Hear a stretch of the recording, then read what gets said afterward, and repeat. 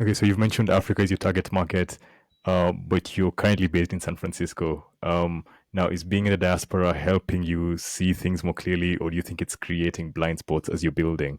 Now, I bring this up because, I mean, I would assume that, um, I don't know, understanding the local context would be harder from the diaspora. And then, secondly, a founder I recently spoke to, who's also in the B2B space, talked about door to door sales still being key in Africa. So, how are you thinking about all this? I've been in Africa all my life. I just left a couple months back. So I won't even call myself a diaspora yet. I'm still a full blooded African, right? So I just left a few months back Yeah. just to make some connections outside the continent. But the truth there is, there's a context to doing business in Africa. The way you do business in Africa is way different from the way you do business in the West. The West is more like inspirational kind of market, like from what I've observed so far. So it's more like you could tell a Western business, like, okay, this is what we're going to do, this is what we're going to do, prepay for this, you're getting a discount, at so time you get this. And they'll gladly prepay, right? Because they believe in the vision.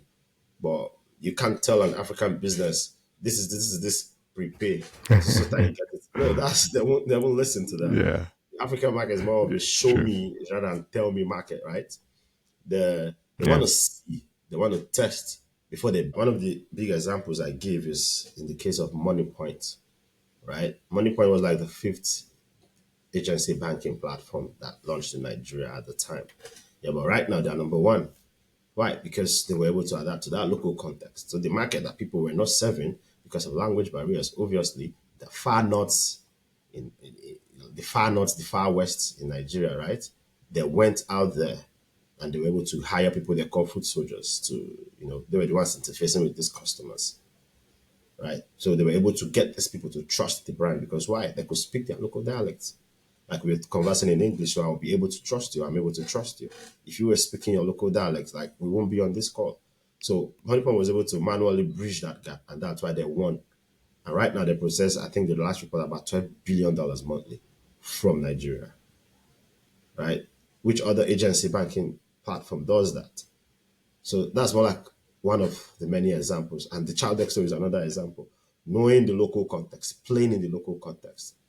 Context always wins. It's not a matter of pumping money, right? Yeah, you may have the capital, but if you don't understand the context from where the customer is, you can't properly serve them.